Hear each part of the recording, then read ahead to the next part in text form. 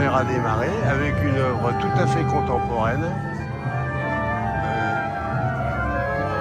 d'un auteur notoirement méconnu selon l'expression. Beaucoup de monde dans la fosse d'orchestre.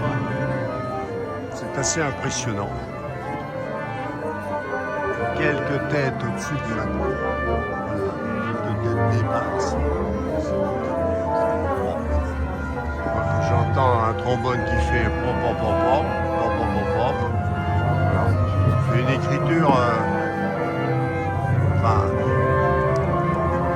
assez conceptuelle. Oui. Alors le concert se poursuit. Nous sommes dans le deuxième mouvement. Allegro ma non troppo. C'est plus ma non troppo qu'Allegro d'ailleurs, on peut dire.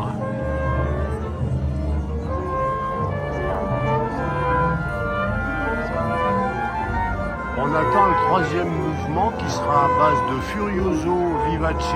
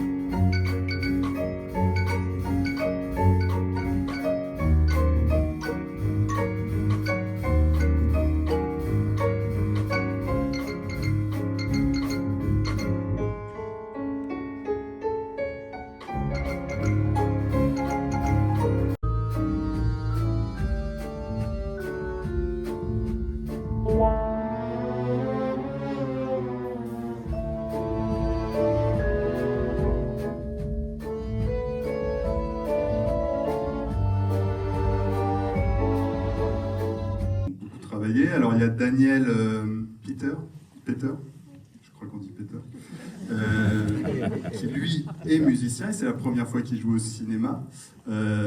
Emma, l'altiste aussi, qui joue pour la première fois. Et puis Mathieu, donc Georges, qui lui est plus comédien, mais avec un père musicien, un chef d'orchestre, une mère musicienne, et puis il a longtemps hésité entre les deux métiers, donc il avait quand même un niveau en violon très bon.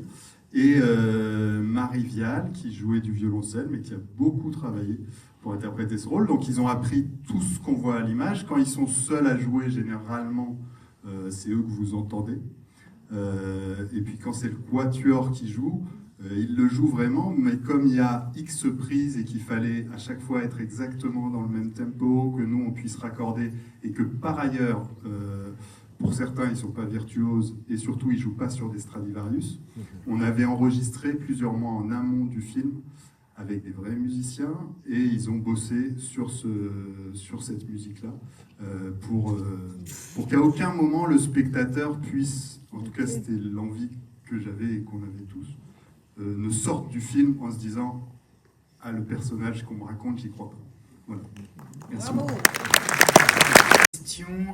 En fait, j'avais pas composé le quatuor, donc je savais que je devais composer un quatuor, mais j'ai composé le quatuor pas comme une musique de film, évidemment, comme un quatuor qui tient en soi et pour soi, donc c'est de la musique pure, entre guillemets, ce qui est un quatuor à cordes, c'est-à-dire que ça n'illustre rien. Et donc ça, c'est un élément important. Le deuxième élément, c'est que comme je savais qu'on allait convoquer des musiciens qui venaient de 4 horizons différents, mais qui étaient tous des virtuoses, supposés être des virtuoses, donc il fallait que les 4 parties soient égales et qu'il y ait une difficulté à s'accorder en quelque sorte. Ça, surtout pour le premier mouvement, qui est très difficile. Et quand on l'a enregistré, d'ailleurs, on l'a enregistré en premier, et les musiciens, qui étaient 4 musiciens, je veux dire des très grands musiciens, qui pour la plupart, si certains jouaient déjà ensemble. Et en tout cas, ce n'était pas un quatuor constitué.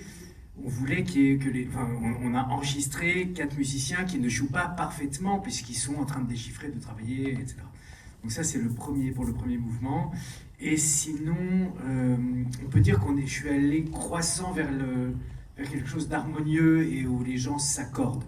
Donc il y avait ça qui rentrait en compte. C'est pour ça que le dernier mouvement, par exemple, est un mouvement plus harmonique que les autres, et même s'il y a de la difficulté instrumentale, c'est moins dissonant que le premier mouvement. Donc la seule chose finalement qui va dans le sens du film, dans la narration du film, c'est la discordance, on va dire, du premier mouvement. On peut dire ça ou pas? Oui. Oui, en tout cas, moi je lui ai donné un cahier des charges, pas mouvement par mouvement, mais finalement ça revenait à ça, séquence par séquence, en lui disant là il doit se passer ça entre les musiciens, à ce moment-là on doit comprendre ça, à ce moment-là on doit se comprendre ça, et puis la subtilité, mais comme il vient de l'expliquer, c'est que ce sont des grands musiciens, donc ce ne sont pas des gens qui vont jouer mal, jouer faux, etc. Donc il fallait trouver sur quel terrain il pouvait y avoir une mésentente entre eux, et comment la musique pouvait justifier une mésentente et la rendre compréhensible aussi bien des mélomanes que des profanes. Et de même, l'évolution au cours du film et l'harmonie finale à laquelle tu faisais référence, qu'un mélomane comme un profane puisse la ressentir au-delà de sa connaissance de la musique. Voilà. La musique, quoi. C'est pas, le film s'appelait La Discorde des musiciens. En fait, c'est un film sur l'accord, sur la musique, l'harmonie, sur comment est-ce qu'on essaie d'avoir ça. Et c'est ce qu'il a essayé de faire en faisant son film. Et moi, je suis infiniment heureux de l'avoir accompagné dans cette histoire-là. Comment est-ce qu'on fait on n'a pas beaucoup de temps pour faire ce film. Je vais dire une connerie, 6 semaines, 3 semaines, 7 semaines, pas plus. De tournage. 20. Et moi, je peux vous dire, la première fois où j'ai rencontré Grégoire, qui est ce compositeur, moi je joue un compositeur, mais je ne joue pas Grégoire, un compositeur perdu, maladroit, oublié.